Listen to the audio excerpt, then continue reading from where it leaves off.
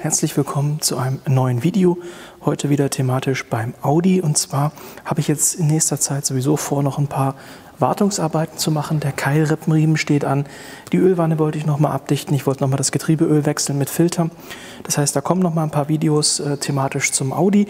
In welcher Reihenfolge weiß ich jetzt noch nicht. Aber wir starten jetzt heute einmal mit dem Thema GPS-Antenne.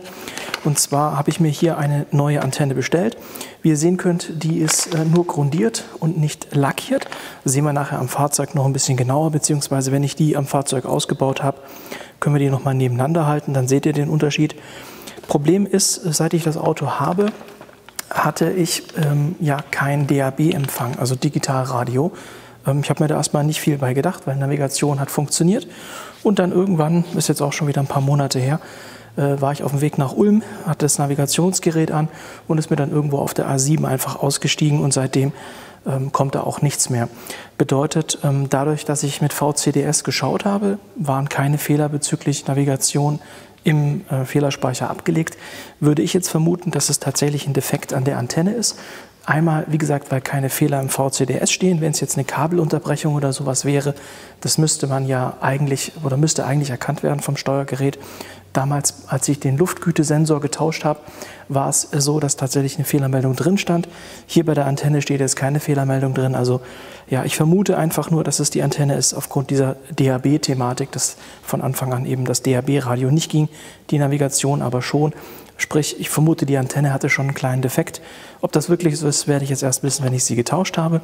Ich hätte gesagt, ich zeige euch jetzt einmal im Fahrzeug, wie man kontrollieren kann oder wie man in dieses spezielle Untermenü von Audi kommt, wo man dann Informationen sieht bezüglich, wie viele Satelliten verbunden sind, beziehungsweise wie die Signalstärke ohnehin ist.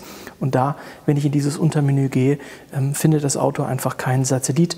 Bedeutet, ja, einerseits die DAB-Thematik, wie jetzt schon erwähnt, und die Thematik, dass er eben keinen Satelliten findet, würde ich mal davon ausgehen, dass ein Defekt an der Antenne vorliegt. Jetzt einmal ins Auto und ich zeige euch, wie ihr in das Menü kommt. So, jetzt sind wir im Fahrzeug. Ich habe jetzt mal die andere Kamera genommen. Und wenn ihr jetzt in dieses Zusatzmenü kommen wollt, also wir haben ja normalerweise das normale MMI-Menü, da habt ihr auch verschiedene Möglichkeiten, auf Fahrzeuginformationen zuzugreifen. Es gibt aber noch so ein ja, mehr technisches Menü und das könnt ihr erreichen, wenn ihr die Car- und die Setup-Taste gemeinsam gedrückt haltet für so 10 Sekunden. Dann kommt ihr in dieses grüne Untermenü von MMI, wo ihr dann auch Infos zum Beispiel eben zu der Information, ob ihr Satellitenverbindung habt und wenn ja, wie viele, abrufen könnt. Also jetzt, wie gesagt, sehen wir ja, ist das so ein rotes Menü. Und jetzt hätte ich gesagt, versuchen wir da einfach einmal reinzugehen. Man muss wirklich die Tasten gemeinsam drücken, sonst wird das nichts.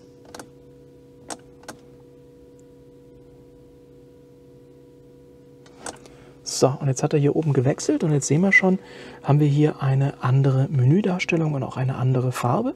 Und hier hat man jetzt nochmal verschiedene Punkte. Uns interessiert jetzt der Punkt Navigation.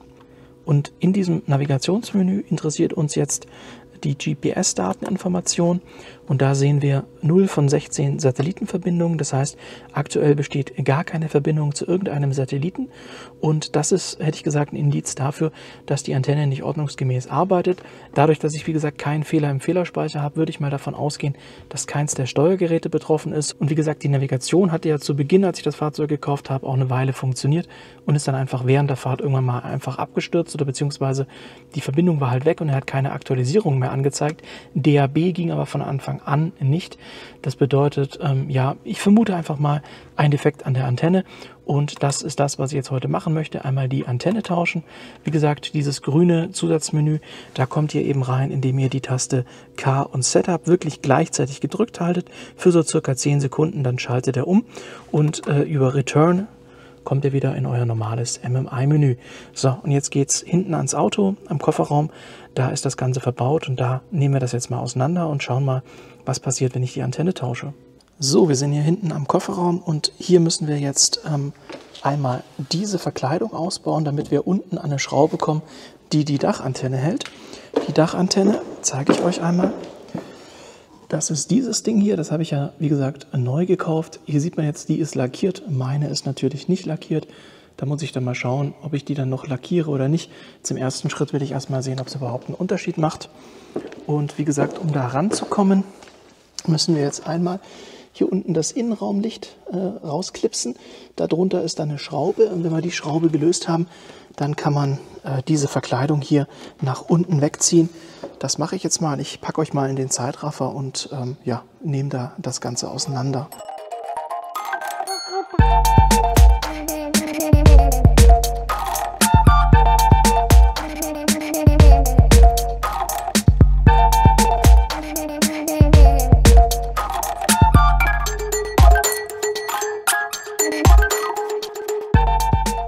So, das war jetzt ein kurzer Zeitraffer, denn es sind ein paar Sachen anders als in der Anleitung.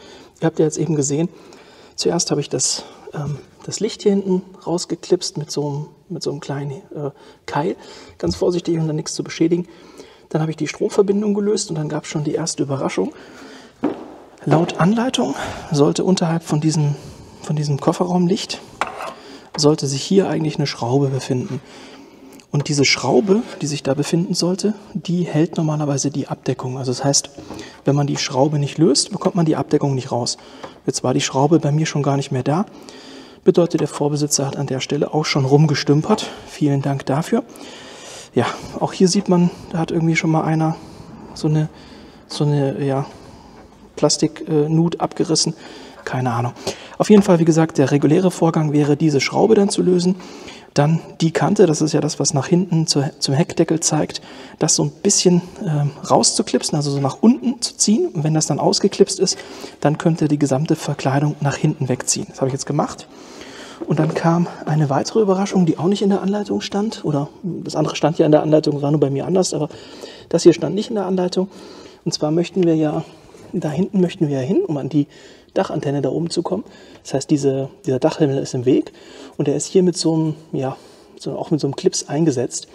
Und wie ihr sehen könnt, hat der Clips so zwei Nasen. Er hat rechts eine Nase und er hat links eine Nase. Das wusste ich vorher nicht. Ich habe das einfach aus Zufall richtig gemacht. Ich bin jetzt dann hier mit meinem Keil dazwischen und habe das nach oben rausgehebelt, erst auf der rechten Seite und dann auf der linken. Das funktioniert super, weil ihr ja sehen könnt, diese Nasen sind hier angeschrägt. Das heißt, wenn ihr mit etwas da oben reinfahrt und das runterdrückt, klappt das und es ist auch nichts kaputt gegangen. Sieht alles noch top aus.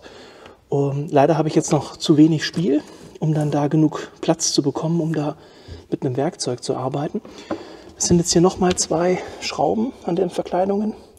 Hier auf der rechten Seite oder auf der linken und hier auf der rechten. Die werde ich jetzt noch lösen und dann kriege ich vielleicht den Dachhimmel ein bisschen weiter runter. Ich versuche das für euch im Zeitraffer einzufangen. Mal gucken, wie gut das geht.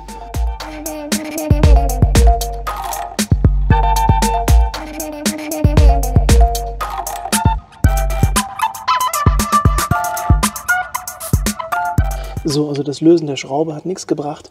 Ich mache es jetzt so, ich klemme hier was da drunter, gehe da ganz vorsichtig rein. Ich kriege das nicht mal für euch eingefangen.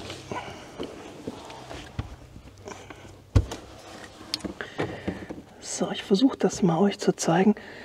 Da oben unterhalb, ganz schwer zu erkennen, aber da ist diese Mutter für die Dachantenne. Das versuche ich jetzt, wie gesagt, zu lösen und die Dachantenne nach oben wegzunehmen. Das mache ich jetzt aber off-camera, weil das kriege ich hier nicht eingefangen. Das ist viel zu eng. Wie gesagt, muss ich auch vorsichtig sein, dass mir da den Himmel nicht kaputt drücke. So, wie ihr sehen könnt, ich habe es jetzt geschafft, die Antenne zu lösen. Es war ein riesiger Haufen, ihr wisst schon, ich hasse ja so fummelige Arbeiten. Ist echt grauenhaft. Vor allem auch, also ich weiß gar nicht, wie ich mich hier hinsetzen soll. Nirgends kann man sich halten. Hier darf man ja nicht so stark dran ziehen. Es ist einfach, wie es immer ist, die Hölle. Aber ich habe es irgendwie geschafft. Und zwar ist die Antenne mit dieser Mutter hier gesichert. Das heißt, hier ist so eine Aussparung, da geht dann das Kabel durch. Es geht dann unten, also wenn ihr die Antenne einfädelt, geht das Kabel hier gerade unten am Himmel entlang. Dafür ist diese Aussparung da. Das heißt, es wird so angesetzt und dann eben festgeschraubt. Toll ist auch, dass das ein 24er Schlüssel ist. Zumindest habe ich es mit dem 24er hinbekommen. Ja, scheinbar wäre wahrscheinlich auch ein 22er gegangen. Ja, der wäre auch gegangen. Den habe ich da aber im Dunkeln, ohne was zu sehen, da oben nicht reingefummelt bekommen. Mit dem 22er ging es da. Das Ganze bekommt 6 Newtonmeter, das ist auch nicht fest. Ihr seht jetzt, hier hängen jetzt schon die losen Kabel rum. Hier drüben müsste auch irgendwo noch ein Ende sein von der Antenne. Da, blöde Lampe.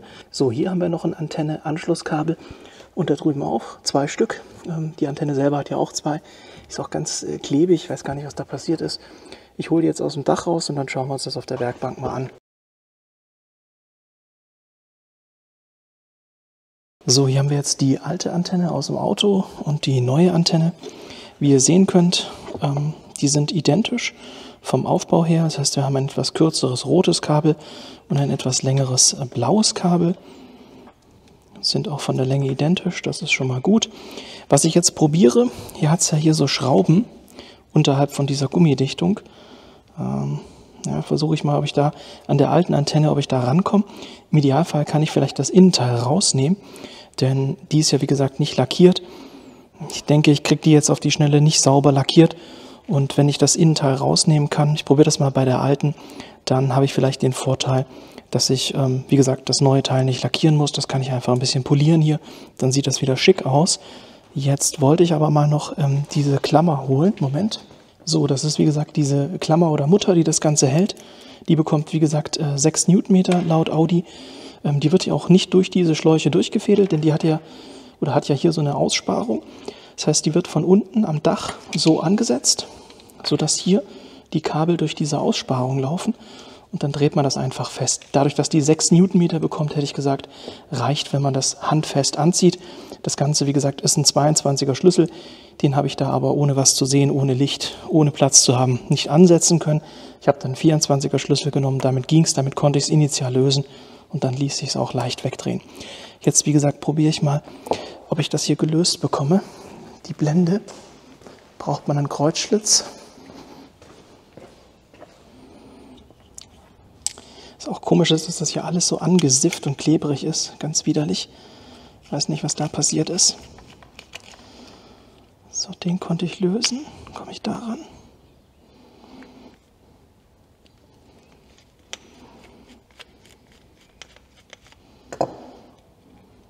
Das wäre natürlich super Deluxe, wenn ich die Blende wiederverwenden kann. Einfach nur das Innenleben tausche.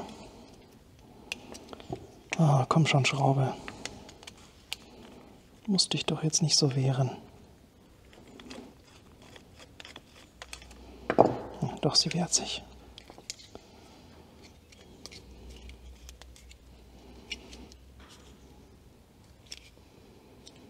Jetzt weiß ich nicht, ob das noch verklebt ist. Also wirklich bewegen tut sich da nichts. Und dieses Ding, das klebt wie die Hölle. Also dieses Kabel, das ist total widerlich.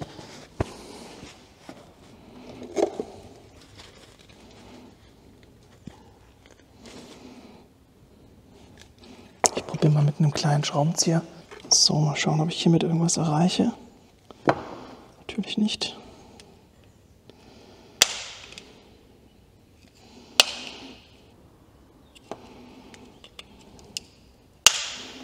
Ich fummel hier mal noch ein bisschen, mal gucken, ob ich weiterkomme. So, ich habe es jetzt mit dem Schraubenzieher geschafft, hier an der Seite reinzuhebeln und ihr sehen könnt, oder wie ihr sehen könnt, ist hier eine Seite schon raus. Ich hoffe mal, dass jetzt auch der Rest kommt, noch ist nichts wirklich kaputt gegangen. Aber wahrscheinlich ist das auch nur eine Frage der Zeit. Und dann muss ich das andere doch irgendwie lackieren. Ich meine, diese Schraube ist auch noch nicht wirklich raus. Also sie will zumindest nicht aus ihrer Höhle rauskommen. Jetzt weiß ich halt auch nicht, ob das so schwer rausgeht, weil das nicht dafür gedacht ist oder weil das so lange zusammen war. Falls ihr so komische Geräusche im Hintergrund hört, da ist eine riesen Hornisse hier in der Halle heute. Ich hoffe mal, sie bleibt friedlich. Also falls ihr hier so komische Surrgeräusche hört, das ist die Hornisse. Die hat sich hier schön breit gemacht.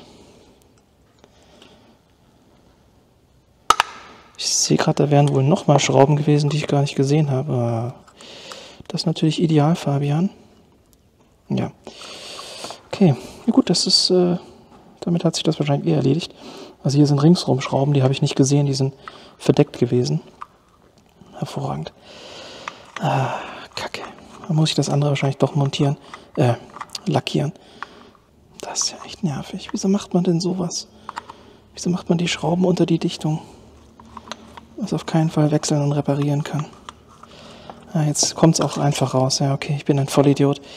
Also theoretisch hätte es funktioniert, dass man es weiterverwenden kann, wenn ich etwas sorgfältiger geprüft hätte, dass da noch mehr Schrauben sind. Jetzt habe ich hier halt die Verankerung mit rausgerissen.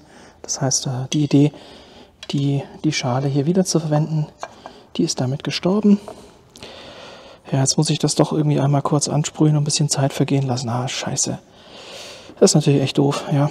Richtig gut sieht das hier auch nicht mehr aus. Ich weiß nicht, da ist scheinbar Flüssigkeit reingekommen. Ob das jetzt wirklich der Grund ist, weiß ich nicht. Hier in der Halle habe ich eh keinen Empfang. Da kann ich es gar nicht testen. Das muss ich dann bei der nächsten Fahrt testen. Jetzt werde ich aber erstmal hier das Ding so ein bisschen mit Schwarz ansprühen. So, ich habe jetzt hier, wie ihr sehen könnt, das Ganze so ein bisschen in Plastiktüte gepackt, damit da kein Sprühnebel hinkommt. Habe hier unten den Anschluss entsprechend auch ein bisschen abgedeckt. Und das Ganze jetzt mit ein paar Schichten einfach Schwarz-Mattlack benetzt.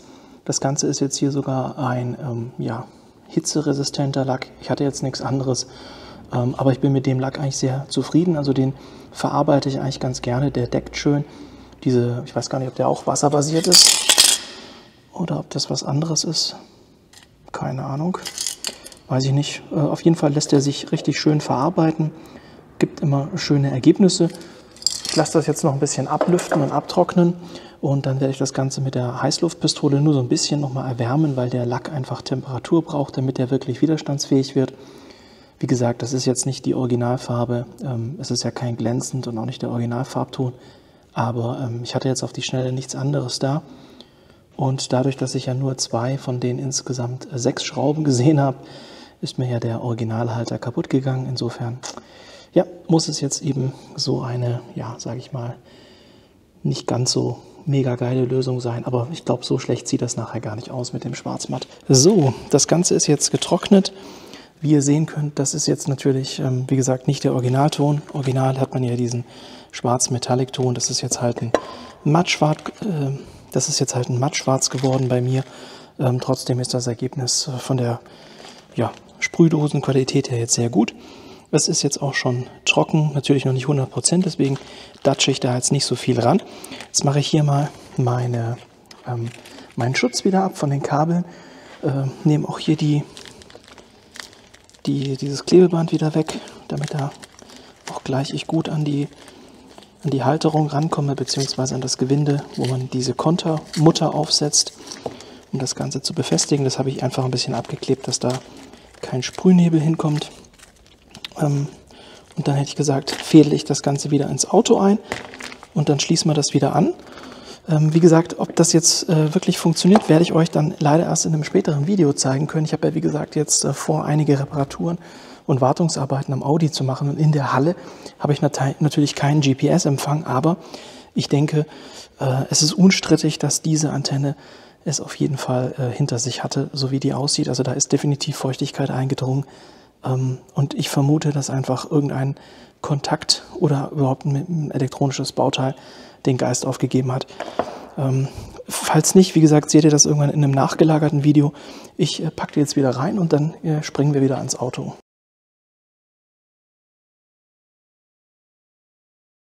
So, die Antenne sitzt jetzt wieder. Es hat mir locker 1,5 Stunden gedauert und ihr seht auch, ich habe jetzt leider die schon verkratzt. Aber es ist mir jetzt echt egal. Irgendwann anders, wenn ich vielleicht noch mal Lust habe. Ich glaube aber eher nie. Also was soll ich sagen? Es ist wirklich echt nervig. Ich habe es jetzt wieder hinbekommen, das da unten reinzufummeln. Ich versuche euch das mal zu zeigen. So, vielleicht, wie gesagt, wenn ich irgendwann mal noch mal ganz gute Laune habe, was wahrscheinlich nicht passieren wird, würde ich die Antenne noch mal ausbauen und noch mal neu lackieren. Aber jetzt muss ich ja dann bei der nächsten Fahrt erst mal gucken, ob es geholfen hat. Ich habe die da jetzt wieder reinbekommen. Ich habe jetzt diesen komischen Schaumstoffdinger da mal weggemacht, weil ich komme sonst einfach nicht an bin sonst nicht an die Mutter gekommen. Ich habe es jetzt wieder festbekommen, fragt nicht, 1,5 Stunden habe ich jetzt hier gesessen. Am Ende habe ich es dann mit einem klassischen Schlüssel habe ich es dann am Ende gelöst. Jetzt verbinde ich hier wieder die Kabel, also hier die beiden Antennenkabel blau und rot werde ich verbinden. Dann werde ich diesen kleinen Schaumstoffpuschel da, den ich rausgenommen habe, der mich wirklich genervt hat, weil der direkt immer im Sichtfeld von dieser Mutter ist. Also dümmer hätte man das echt nicht verbauen können. Klar, die wollen wahrscheinlich, dass dann da irgendwie Feuchtigkeit aufgenommen wird, wenn Feuchtigkeit eindringt. Aber auch dieses Gewinde von dieser Mutter, dass das nur so ganz, jetzt sieht man es wieder nicht mehr, aber dass das nur so ganz kurz ist. Also, weiß ich nicht, 5 Gewindegänge mehr und das wäre nicht so ein Drama gewesen. Teilweise hat man echt den Eindruck, dass die Ingenieure einen da ärgern wollen. Ich weiß es nicht. Ich fummel das jetzt mal wieder zusammen und ja, dann machen wir danach einmal das MMI an und gehen nochmal ins Diagnosemenü, wobei ich denke, wie gesagt, aufgrund dessen, dass ich in der Halle bin, wird da eh kein Signal kommen. Aber jetzt habt ihr gesehen, wie ihr das tauschen könnt. Wichtige Information für euch vielleicht nochmal, falls das vorher ein bisschen untergegangen ist. Als ich hier die alte Antenne zerlegt habe, also wenn ich das vorher gewusst hätte, dass das hier eben insgesamt nicht nur 2 Schrauben sind, die man ja gesehen hat. 2 Schrauben waren hier unten klar zu erkennen. Die anderen 4 Stück, die sind eben direkt unter diesem Dichtungsgummi, auch ganz fantastisch gelöst. Ja, deswegen ist das ja leider abgebrochen und ich konnte die originale Abdeckung nicht mehr verwenden. Sonst wäre das natürlich eine super Möglichkeit gewesen, einfach den originalen Deckel weiter zu verwenden. Das ging jetzt dann leider nicht, weil ich, wie gesagt, das nicht gesehen habe. Also wenn ihr das tauschen wollt, dann am besten, wie gesagt, diese 6 Schrauben lösen. Dann könnt ihr das da wunderbar rausnehmen. Das geht dann auch ganz leicht, wenn alle Schrauben gelöst sind. Und dann könnt ihr euren Deckel wiederverwenden und müsst da nichts lackieren. Oder wie bei mir, dann bei der Montage hier den Deckel beschädigen. Das war jetzt bei mir noch nicht ganz ausgehärtet. Deswegen habe ich das bei der Montage beschädigt, aber es war echt furchtbar. So, ansonsten, falls ihr euch fragt, wieso hier schon was abgebaut ist und da an der Seite auch, ne, die seitliche Türverkleidung, es blendet jetzt ein bisschen, Moment, so. Die seitliche Türverkleidung oder ja, diese, was ist denn das? A, B, C, D, die D-Säulenverkleidung, die habe ich jetzt auch schon weggemacht, weil ich dann demnächst in einem anderen Video noch die Motoren tauschen möchte. Die Heckklappe geht ja nicht mehr so einwandfrei auf und zu und das ist ja leider schon ein Auto, wo es diese elektronischen Helferlein gibt. Das ist eben meiner Meinung nach auch immer genau das Problem bei diesem Elektromüll. Der geht dann irgendwann kaputt und dann, naja, egal. Ich habe die neuen Motoren schon drüben liegen, aber das ist dann, wie gesagt, ein weiteres Video. Ich puzzle hier mal zusammen und dann schauen wir nochmal ins Diagnosemenü. So, ich habe jetzt hier die beiden Stecker wieder verbunden. Einmal hier diesen roten Stecker und einmal den blauen. Den klipse ich auch gleich wieder ein. Da unterm Himmel hat so eine Vorrichtung oder beziehungsweise ist so ein, ja, das sieht man jetzt nicht. Also wenn ihr das dann macht, ich kann das jetzt, das ist schon wieder kein Licht und ich habe keine Hand frei. Da ist hier drunter, direkt unterm Dachhimmel, ist so eine entsprechende Arretierung. Da könnt ihr diesen Stecker einstecken und sowohl links als auch rechts. So, ich dachte, ich zeige euch das auch nochmal schnell. Ich habe jetzt hier das Licht mal eingeklemmt, dann könnt ihr das sehen. Da oben habe ich jetzt den blauen Stecker wieder eingeklipst. Und auf der anderen Seite gibt es dasselbe. Da habe ich den roten Stecker wieder eingeklipst, sodass der eben da nicht rumbaumelt. Jetzt werde ich hier noch den Schaumstoff wieder einkleben. Den habe ich ja weggemacht. Der war hier dazwischen, ne, beziehungsweise vor dieser Mutter. Den klebe ich jetzt wieder ein, den Schaumstoff. Und dann, wie gesagt, schauen wir uns jetzt einmal die Navigation an, ob das jetzt wieder funktioniert. So, jetzt sind wir wieder im Auto. Wie gesagt, ich vermute oder denke jetzt mal, wir werden keinen Satellitenempfang haben, weil ich in der Halle bin. Ich probiere es trotzdem. Ich gehe nochmal in das Menü.